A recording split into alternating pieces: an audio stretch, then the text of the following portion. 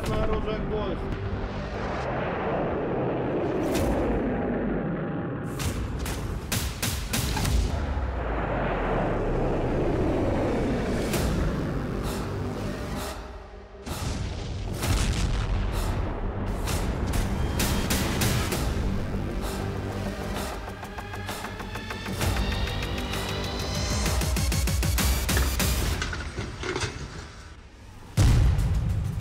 सितंबर का सबसे बड़ा हमला, जला डाला यूक्रेन का ज़ापोरिज़िया। क्या 43 महीने से चल रहा रूस यूक्रेन युद्ध पुतिन की आखिरी जंग है? पश्चिम और यूरोपीय मीडिया में ये दावे इसीलिए किए जाने लगे हैं कि पुतिन अब किसी भी कीमत पर यूक्रेन और नेटो मोर्चे से पीछे हटने वाले नहीं हैं। भले ही पुतिन को अगले 5 साल तक खूनी जंग ही क्यों ना करनी पड़े।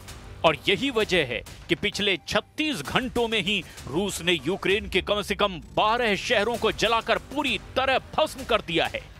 महज 12 घंटे पहले ही यूक्रेन के सुमोय, निप्रो, ज़ापोरिज़िया पर रूस ने मिसाइलों और आत्मघाती ड्रोन की बारिश कर दी। सितंबर के महीने में अब तक रूसी सेना यूक्रेन पर 4000 से ज्यादा हवाई हमले कर चुका है। ये दावा खुद राष्ट्रपति ज़ेलेंस्की की तरफ से किया गया। हैरानी की बात तो ये है कि रूस ने पोलैंड, एस्टोनिया और रोमानिया के खिलाफ भी जंगी मोर्चा खोल दिया है। ये तीनों नेटो देश हैं और अब तक इन तीनों नेटो देशों ने नेटो के अनुच्छेद 4 का 2 बार इस्तेमाल किया है। पोलैंड में जहां रूस के 21 आत्मघाती ड्रोन घुस गए, तो वहीं एस्टोनिया के एयर स्पेस में रूस के 3 मिग-31 जेट ने कोहराम मचाकर रख दिया। हैरानी की बात तो ये है कि रोमानिया में भी रूसी ड्रोन और जेट ने नेटो को खुला चैलेंज दिया। यहां पर गौर करने वाली बात तो ये है कि अब अमेरिकी राष्ट्रपति ट्रंप भी पुतिन के सामने नतमस्तक नजर आने लगे हैं। ट्रंप ने हाथ खड़े कर दिए हैं।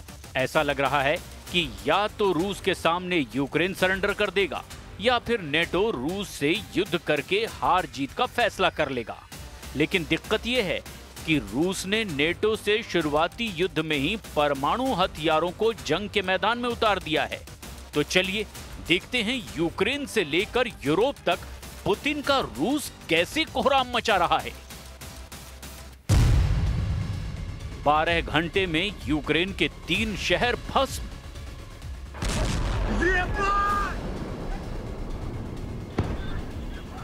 पिछले 2 हफ्ते से देखा जा रहा है कि यूक्रेनी सेना रूस के तेल डिपो और ऑयल रिफाइनरीज पर दनादन धमाके कर रही है। रूस की तेल रिफाइनरियों से उठता धुआं और आग की लपटों को पूरी दुनिया देख रही है। रूस के रक्षा मंत्रालय ने भी दावा किया कि यूक्रेन ने रूस के कब्जे वाले क्रीमिया के एक रिजॉर्ट क्षेत्र में ड्रोन से हमले किए हैं, जिस हमले में 3 नागरिक मारे गए और 16 लोग घायल भी हुए हैं।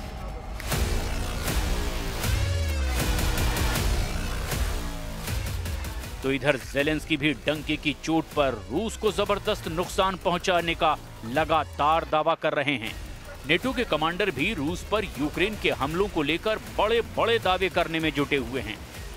लेकिन पिछले 36 घंटे में ही रूसी सेना ने यूक्रेन के शहरों को जलाना शुरू कर दिया है। पुतिन के तूफानी हमले से ज़ेलेंस्की की चीखें निकलने लगी हैं।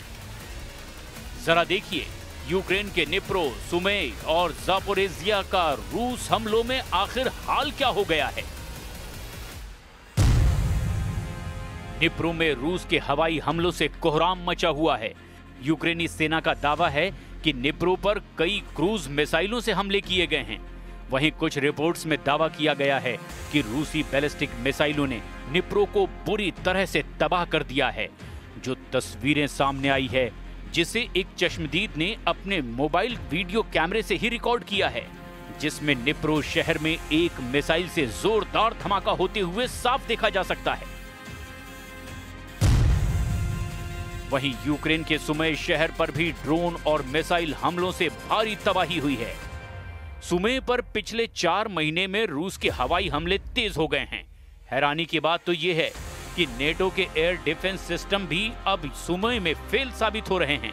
सुमे यूक्रेन के लिए रणनीतिक तौर पर बेहद अहम है और यही वजह है कि रूस पूर्वी यूक्रेन के इस शहर पर अंधाधुंध हमले कर रहा है। वहीं रूसी सेना ने यूक्रेन के ज़ापोरिज़िया शहर पर इतने बड़े घातक हमले किए हैं कि यूक्रेन की हालत खराब हो गई है।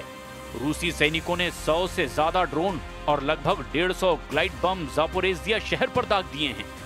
राष्ट्रपति व्लादिमीर ज़ेलेंस्की ने दावा किया कि रूस ने सितंबर का सबसे भीषण हमला कर दिया है।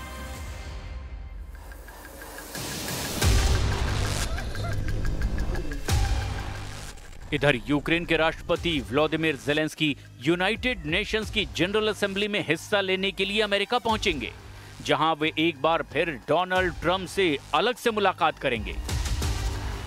दोनों नेताओं की मुलाकात तब हो रही है जब पुतिन ने हफ्ते भर में यूक्रेन में धड़ाधड़ बम गोले दागे हैं। ज़ेलेंस्की के दौरे से हफ्ते भर पहले ही रूस ने यूक्रेन को बारूद से पाट दिया है। पिछले 7 दिनों की ही बात करें तो रूस के 1150 ड्रोन, 1400 गाइडेड एरियल बम और करीब 40 मिसाइलें यूक्रेन के अलग अलग हिस्सों में तबाही मचा चुकी हैं। इनमें से एक हमले में रूस ने रात भर में ही यूक्रेन पर 580 ड्रोन और 40 मिसाइलें दाग दी, जो रूस के कुछ सबसे बड़े हमलों में से एक हैं। इससे यूक्रेन की राजधानी से लेकर अलग अलग हिस्सों में भी भारी तबाही मची हुई है। ऐसे में ज़ेलेंस्की को समझ ही नहीं आ रहा कि यूक्रेन को बचाने के लिए नेटो खुलकर जंग क्यों नहीं कर रहा है। Соприкосновение свыше 700 тысяч человек находится. Поэтому среди этих людей надо выбирать. Надо выбирать тех, которые хотят и склонны именно к такому виду деятельности. Вот, я не говорю, что... रूस ने फूंक डाले यूक्रेन के 9 शहर। रूस के खूंखार तेवरों को देखकर न सिर्फ पोलैंड की हालत खराब है, अब तो एस्टोनिया भी रूसी जेट की कार्रवाई से घबरा गया है। इस खबर को हम आपको पूरे विस्तार से दिखाएंगे, लेकिन जरा ये देख लीजिए कि सितंबर का महीना यूक्रेन के 9 शहरों पर कितना भारी पड़ चुका है, जहां रूस ने यूक्रेन के अलग अलग इलाकों पर बेतहाशा हवाई हमले किए हैं। ये हमले ऐसे वक्त में हो रहे हैं जब यूक्रेनी सेना रूस के तेल रिफाइनरी को अपने ड्रोन हमलों से तबाह करने में जुटी है। रूसी सेना ने तड़के यूक्रेन के अलग अलग इलाकों में मिसाइल और ड्रोन हमले किए। यूक्रेनी अधिकारियों के मुताबिक इस हमले में कम से कम 3 लोगों की मौत हो गई, जबकि दर्जनों लोगों के घायल होने का दावा किया गया।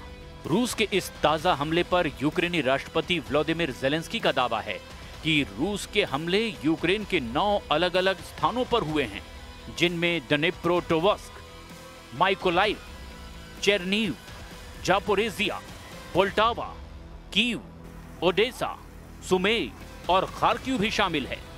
यूक्रेनी राष्ट्रपति ज़ेलेंस्की के मुताबिक ये हमले नागरिक इलाकों में किए गए हैं।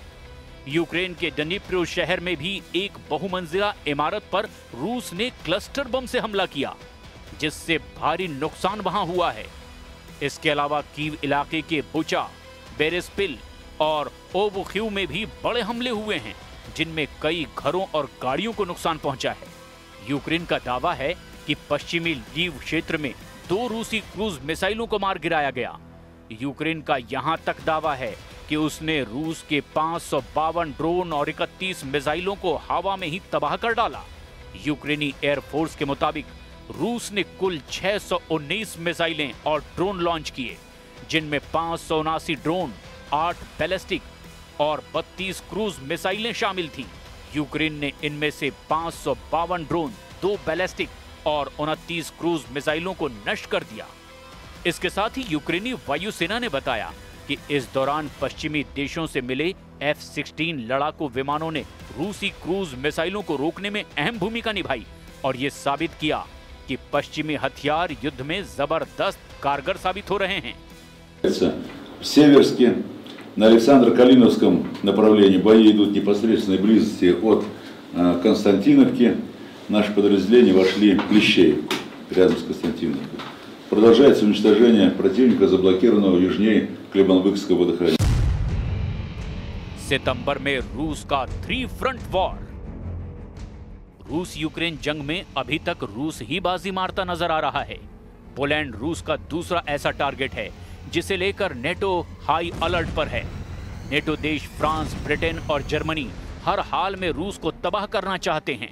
लेकिन दिक्कत ये है कि रूस की कमजोर नब्ज नेटो को मिल ही नहीं पा रही है और रूस की सैन्य ताकत पर 3.5 साल से ज्यादा की जंग में कोई असर भी नहीं पड़ा है। सबसे ज्यादा चैलेंज नेटो देश एस्टोनिया को रूस से मिला है और उसके इलाके में रूस के MiG-31 विमानों ने घुस करके नेटो की नींद उड़ा दी है। जरा रूस के 3 फ्रंट वॉर को इस एनिमेशन से समझिए। रूसी सेना इस वक्त यूक्रेन के साथ साथ नेटो देश पोलैंड और एस्टोनिया को टारगेट पर ले चुकी है। जो आंकड़े सितंबर के महीने में आए उसके मुताबिक रूसी सेना अब तक 4000 से ज्यादा हवाई हमले यूक्रेन पर कर चुकी है, जबकि पोलैंड में रूस के 21 आत्मघाती ड्रोनों के फटने से कोहराम मचा हुआ है। खुद ट्रंप कह चुके हैं कि पोलैंड में रूस के ड्रोनों का घुसना बेहद खतरनाक कदम है। इसके साथ ही रूस का सबसे नया टारगेट नेटो देश एस्टोनिया बन गया है, जिसके एयर स्पेस में रूस के MiG-31 जेट विमानों ने घुस करके अमेरिका तक खलबली मचा दी है। यानी रूस इस वक्त एक साथ 3 मोर्चों पर जंग करने को मचल रहा है और राष्ट्रपति ट्रंप अब पुतिन पर बुरी तरह से भड़के हुए हैं और रूस की इस सैन्य कार्रवाई को रूस के लिए ही बेहद घातक बता रहे हैं। Russian jets entered Estonia's airspace today for 12 minutes. Do you see that as a threat to NATO? Well, I'm going to have to look at it. They're going to be briefing me in a short while, so I'll let you know about it tonight or tomorrow. Estonia में रूसी लड़ाकू जेटों के हवाई क्षेत्र में घुसने की घटना ने अंतर्राष्ट्रीय तनाव को और ज्यादा बढ़ा दिया है। रूस के 3 MiG-31 लड़ाकू जेट ने एस्टोनिया के हवाई क्षेत्र में 12 मिनट तक गदर मचाया। इस दौरान नेटो ने अपने F-35 लड़ाकू जेट भेज दिए। हालांकि नेटो की इस प्रतिक्रिया की तुलना 2015 में तुर्की के जवाब से की जा रही है, जब तुर्की ने अपने हवाई क्षेत्र के उल्लंघन के 17 सेकंड के अंदर ही रूसी सुखोई 24 जेट को मार गिराया था। यूरोपीय संघ ने भी इस घटना पर कड़ी प्रतिक्रिया व्यक्त की है और रूस के खिलाफ 19वें प्रतिबंध को मंजूरी देने की तैयारी कर रहा है। Войска в зоне специальной военной операции наступают практически на всех направлениях.